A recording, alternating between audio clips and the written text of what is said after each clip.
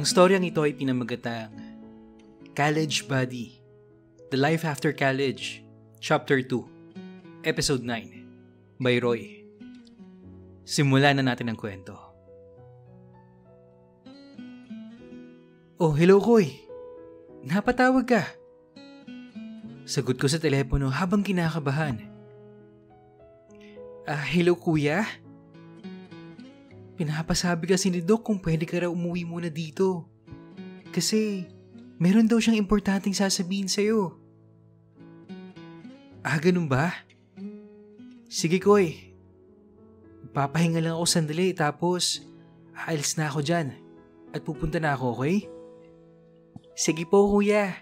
Salamat po. At pinikit ko ulit ang mga mata ko. Sinubukan kong kalmahin ang sarili ko. I was on my way home at dahan-dahan na ang kotse ko sa pagmamaneho. Kasi that time, medyo masama pa rin ang pakiramdam ko. Pinark ko yung sasakyan ko sa may bandang ospital at lumakad patungo sa office ng mga doctors.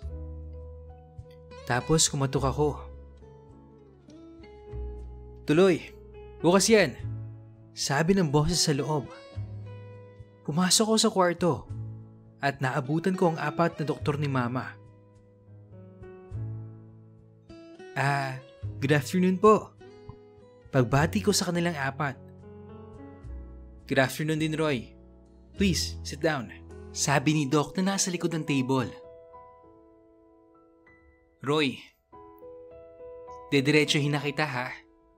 I'm sorry to tell you na nahirapan kami agapan ang pagkalat ng cancer cell sa katawan ng mama mo. At kahit ilang operasyon pa ang gagawin sa kanya ay mahihirapan na tayong maagapan yon. But still, we have to give her all the necessary procedures para maprolong pa ang buhay niya. Tuloy-tuloy na sabi ng doktor na tumatango lang ako at hindi ko na malayan na tumutulong na pala yung mga luha ko. One of the doctor put his arm sa likod ko at mahinang hinahaplos to comfort me. I didn't say anything at nakatitig lang ako kay Doc habang nagsasalita siya. Ilang saglit pa, pinunasan ko yung luha ko at nagsalita na ako. Hanggang kailan na lang po ang buhay ni Mama? Pagtatanong ko kay Doc, I'm sorry Roy pero anytime soon. Kasi malala na talaga yung sakit ng mama mo.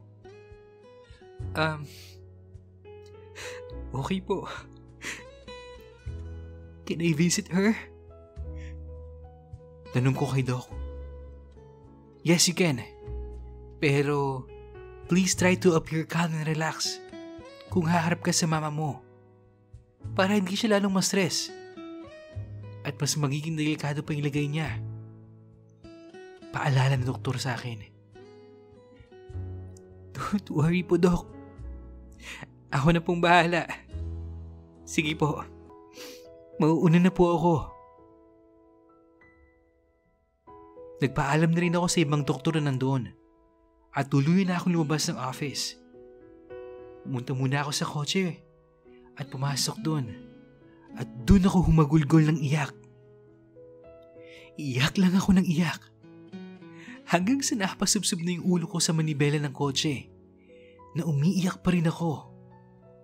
This time, walang salita, walang dasal, at walang pagmamakaawa galing sa akin. Gusto ko lang mapahawad ang sarili ko sa kakaiyak. Para kapag kaharap ko na si Mama, malakas na ako. At kalmado na ako. Tumulog yung cellphone ko noon. Tumatawag si Kokoy. Inayos ko yung boses ko para hindi niya malaman na umiiyak ako. Hello Koy. Oo, nandito na ako sa ospital. Tapos, kakausap ko lang sa mga doktor. Kuya, ano daw sabi nila? Anong sabi nila kay Mama? Tanong ni Kokoy. Bunso, mamaya na tayo mag-usap ha. Kasi may pipirmahan pa ako eh. Sige po kuya. Aantayin kita pero kailan ka ba uwi dito sa bahay? Hinahanap ka na ni Leo eh. Hirit pa niya. Maya-maya na siguro ko eh. May aayusin pa kasi ako eh. Pagsisinungaling ko kay Kokoy noon. Sige kuya, antayin ka namin ah. At binabanan niya yung cellphone. Paano ko sasabihin sa kanila yung mga sinabi sa akin ng doktor tungkol kay mama? Paano ko sasabihin sa kanila na wala nang pag-asa? Tinawagan ko si Carlo noon at sinagot naman niya kagad. Oh yes Roy, anong may tutulong ko sa'yo?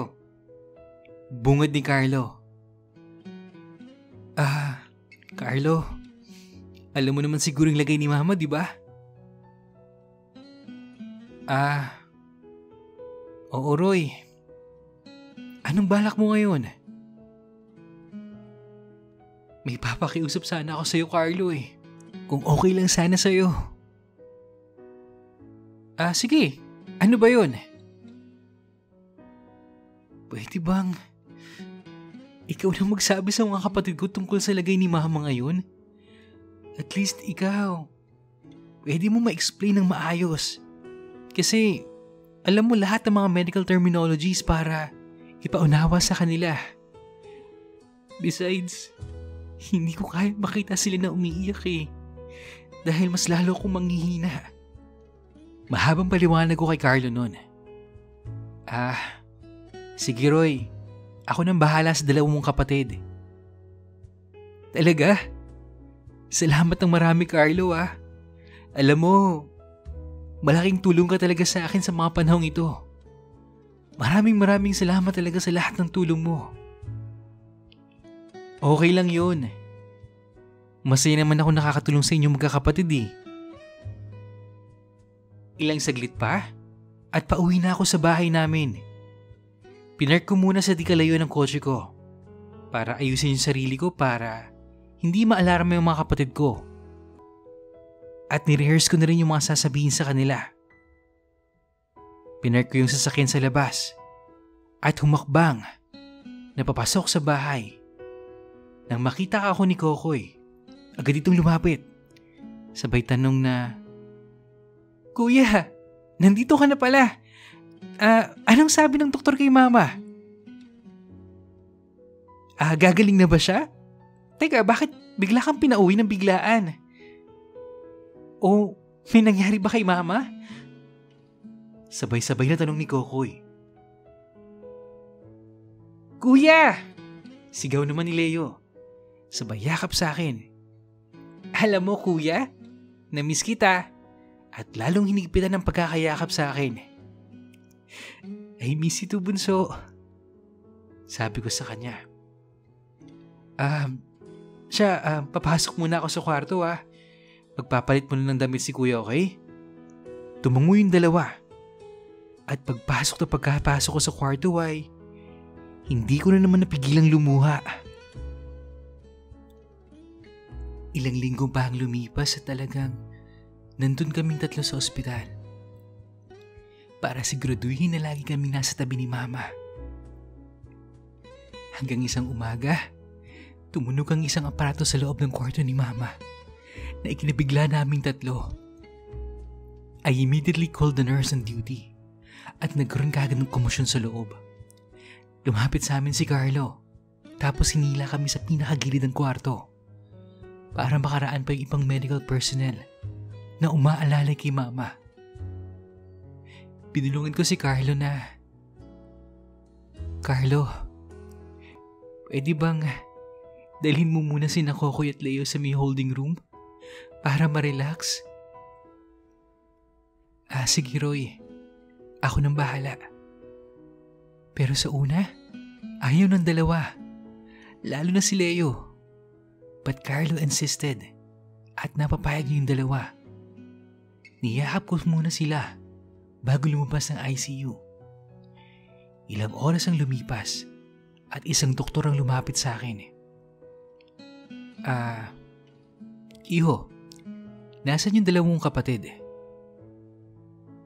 Dok, Nasa may holding room po. Sagot ko. Papasukin mo sila rito at kausapin yung mama nyo. Kasi any moment, baka hindi niya nakayanin. Sabi ng doktor. Tumango ako at sinanyasan ko si Carlo. Napapasukan yung dalawang kapatid. Ilang saglit pa at pumasok na ang dalawa. At tinungo kagad yung kama ni mama. Iyak ng iyak si Leo na nakayakap kay mama. Habang si Kokoy ay hinahaplos ang buhok ni mama. Alam ko nagsasalita sila pero wala akong naririnig. Nakatitig lang ako sa tatlo at banayad na umaagos ang mga luha ko. Naalala ko yung isa sa mga 7 salitang sinabi ni Jesus tuwing Biyernes Santo.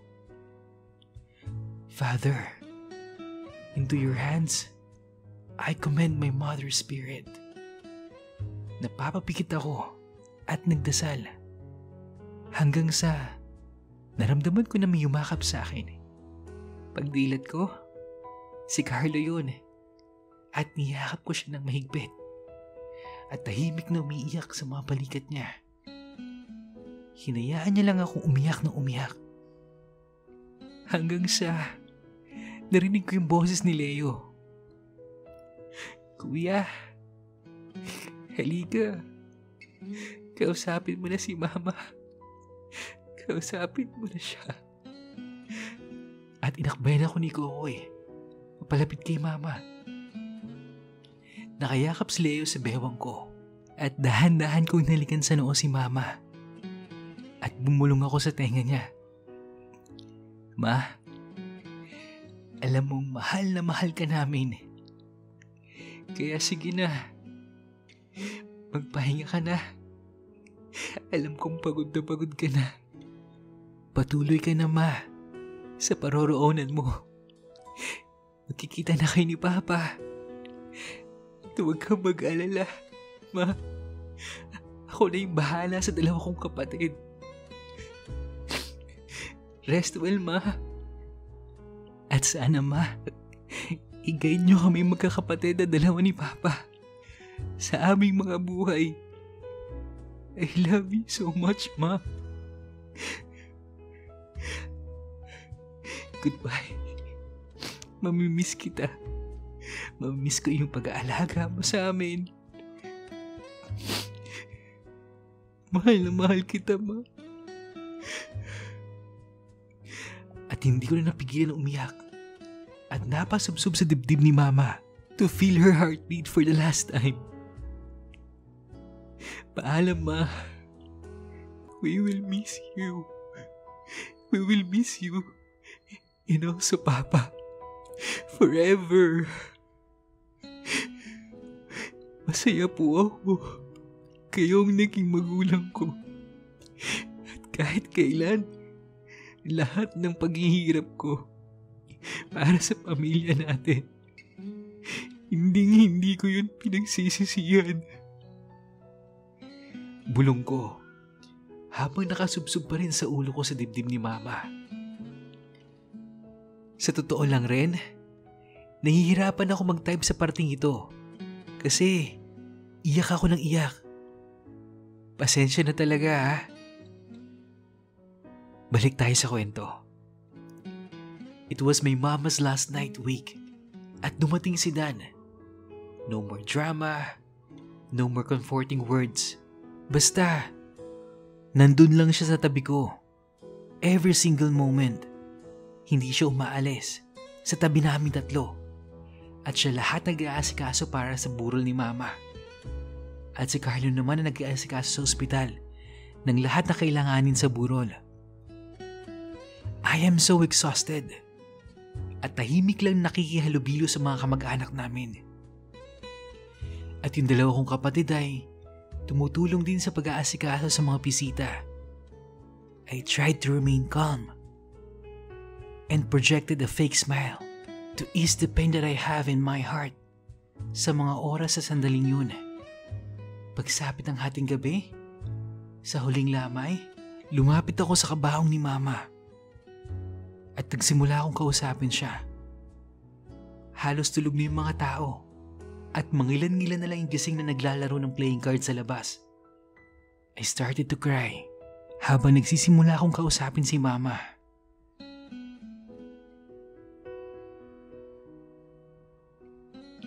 Okay, grabe ka talaga, Roy. Pinaiyak mo na naman kami, no? Sobrang bigat at hirap na makita mo yung magulang mo na naghihirap eh. At sobrang sakit mawala ng magulang. I can feel Roy's pain on this episode eh.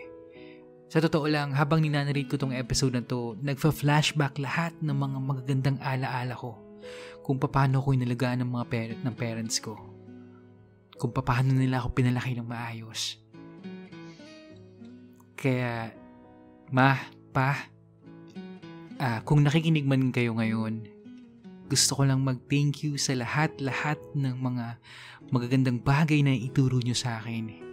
Kung di dahil sa inyo, hindi po ako magiging isang mabuting tao.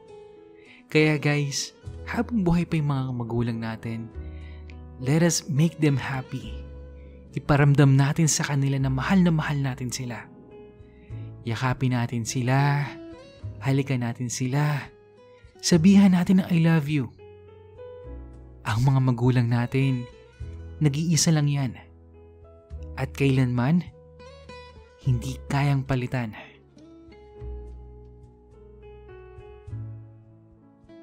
At sa mga gusto pong mag-share ng personal experience nila, email nyo lang yan sa iambrentsantiago@gmail.com. Yun lamang po at maraming salamat sa pakikinig. Hanggang sa muli.